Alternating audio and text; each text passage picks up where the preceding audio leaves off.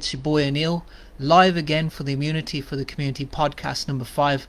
How are you doing? How is everybody doing? I hope you're doing really well this evening, because today I'm going to talk about workouts, the workouts that can work for you when you're at home. I know this is a lockdown right now. I can appreciate how everybody's feeling. I'm sure you're all just wanting to climb the wall and get out. Trust me, I am too. And the workouts that have helped me, that can also help you, and they're going to burn the most calories, they're going to burn the most fat, and then keep you really trim and in shape, get you looking all amazing, ready to come out of this lockdown come the summer looking amazing, looking fantastic, looking like $1,000,000. This is what we're here for today, and this is what I'm here to give back to the community. So today I want to talk about different workouts that I've done that have kept the weight off. I've also used these workouts to get the Christmas weight off, and just how you can apply them to your everyday lifestyle. So, as you see in my workout videos, I've been doing a lot of shadow boxing, and that's cardio, and that's really good for your system, because what it does is it gets your heart rate going. Once you get in that shadow boxing mode, it's like you just get into a flow and you just get into a rhythm. And a good 10 minutes of shadow boxing can burn a lot of calories. If you were to do that once every couple of days, that could start burning the weight, that could start clearing out your system, any stubborn weight that's even particularly on your abs. That's going to help you. Going for runs around the block or running in your garden, as you may have seen, I did that in the first lockdown. Went a bit crazy, yeah, went a bit batshit, but that's okay. I'm sure we all did. And that's another way you could get cardio in. So I timed myself how long it took me to run one lap in the garden, and it was something like 5 seconds. So I just thought, well, how can I clock in half an hour running? And what I did was I ran 300 times. Yeah, I know that's a bit mad. I'm sure you guys have got much bigger gardens than that. But that's what I did to get 30 minutes of running in. Once they started opening the lockdown and they started easing it a bit, and the police weren't around so much, I then decided to run up and down the block, and I did that for a solid 20 minutes every morning. And then as time has gone on, I know we've gone into a third lockdown, and you can go for your daily walk. So what I would recommend to everybody for cardio is just wake up about 7 o'clock, get yourself in some gear, and just go to a nice place that has some really nice trees, really nice scenery. Get the oxygen coming into your body, get you feeling really good, get yourself in a peak state where you just feel ecstatic, ready and raring to go. And you breathe in that lovely energy from the trees, because what that's going to do, that's going to revitalize you and give you those feel good endorphins, because what the trees have is oxygen, and what they output is oxygen.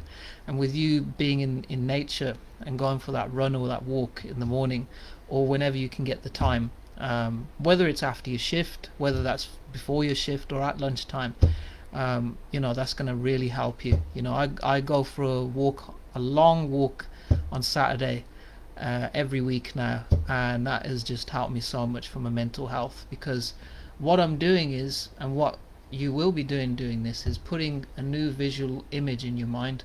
So what will go into your mind is that we're going to be out of this pretty soon, and we're going to be able to go and see more than just trees and shrubbery and all these nice places where we can go to for a run. We're going to be able to go restaurants, we're going to be able to socialize, we're going to go and meet friends, we're going to go venues, we're going to go hotels, we can go cinemas. So it gives you a lot more hope if you run in an area with trees, or nice plants everywhere, just nature, and that kind of environment is definitely going to increase your morale. I'm going to come on to weights now. So as you can tell, I've got some weights at home. I have some I have 5 kilogram weight plates, I have 2.5 kilogram weight plates, and I have 1.25 kilogram weight plates, and I also have a bar. So when I put it all together on the bar and I put the grips on, I have about 15 kilos in total, so that's 7.5 either side.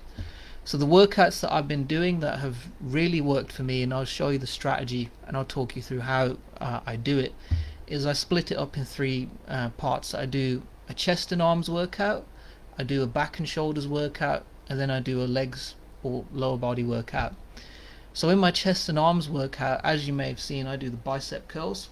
So I do those with the bar going from here all the way down and then back up again, from here all the way down and back up again, and I do that for about 45 reps in one go. Now that's because I got my stamina up, but if you wanted to, I would suggest you do it in sets of 10 reps, and then you can increase your strength and go to a set of 15 reps and then 20 reps. But if you push yourself to a number like 40 or 45, you train to failure, and once you train to failure, the muscle starts then building back, so it tears and it rebuilds back, so you start increasing your strength.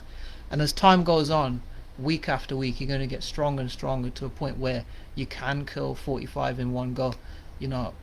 Go at your pace that you're comfortable with. If you're there and you just need to get into something that's really going to motivate you and push you to that next level, I would say go for it, go 45 right away. If you're starting out, pace yourself, go in sets of 10, aim to get close to 40. If you can't get to 40 yet, go for 30 and push yourself one more rep each week, because that's the best way to get there. The way that we train is that if we are starting out on a new weight that we've never done before, I would train up to about 20 reps that week, and then the next week on that same workout I'm going to go for 23 reps, and the week after that I'm going to go for 25, and the week after that I'm going to go for 27, until I master that weight and I get to 45. Now if I get to 45, that means I've reached a point where I'm at my absolute strength on that weight, especially if I can do it for a very long time, for weeks after that. So that's how you build the strength. For my back and shoulders workout, as you've seen, I do the shoulder press up with the bar. So that's going to work out your shoulders, as you can see. You can also work out your back. Now if you guys have a lat pull down at the home, that's going to help you with your back exercises.